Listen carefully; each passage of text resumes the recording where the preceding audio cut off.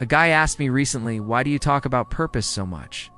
And in that question, there was an assumption that I am some kind of a weirdo who is obsessed with finding his purpose in life. And the thing is, dude, you are not alone.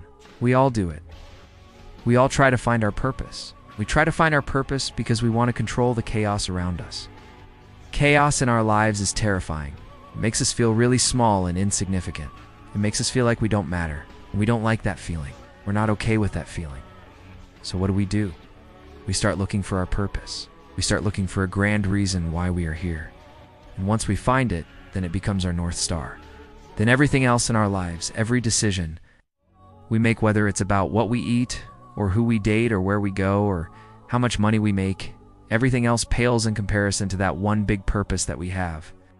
Because if we're doing XYZ for our purpose, then it must be the most important thing ever. Nothing else matters.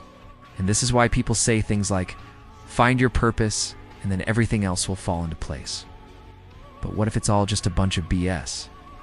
What if purpose is just a word we use to make the chaos around us bearable? Now, before you start commenting, stop the cap, bro. Just hear me out. I'm not saying that we shouldn't have purpose. I'm not saying that we shouldn't strive to make a difference in this world. Of course we should. I'm also not saying that there's anything wrong with trying to find our purpose. I mean, this is literally why we're all here. This is why we're alive. It's to experience life. And part of experiencing life is searching for meaning. That's human nature. We all do it. But what I am saying is that we can't use our purpose as a crutch to avoid dealing with the chaos around us. See, when we get too comfortable with our purpose, when we hold on to it for too long, when we allow it to define us, that's when we become fanatics. That's when we lose our sense of wonder. The world stops being magical. People stop being interesting. And we stop exploring. We stop embracing the unknown. And that's when we start to truly suffer. Because life is hard either way. You're going to face challenges. You're going to face obstacles. You're going to lose people. You're going to get sick. You're going to get old. You're going to die.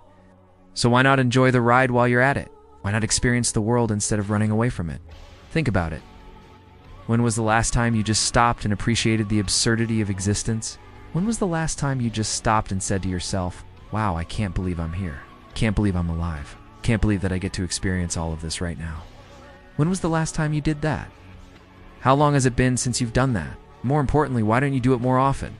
The thing is, we're all terminally online. We're all terminally on our phones. We're all busy scrolling through other people's lives. We're comparing our purpose to everyone else's purpose. And that's never going to end well. So what do? Well, instead of letting our purpose define us, we can define our purpose. Instead of making our purpose our identity, we can make it a tool. A tool that helps us navigate through the chaos. A tool that helps us deal with the obstacles that come our way. A tool that helps us overcome the inevitable challenges that life throws at us. See, having a purpose doesn't mean that you're a fanatic. It just means that you're intentional. It just means that you're in control. I mean, that's something worth striving for. That is something worth working for. That's something worth living for. It's something worth dying for. It is not something worth being fanatic about. As always, thanks for watching, and I'll see you next time.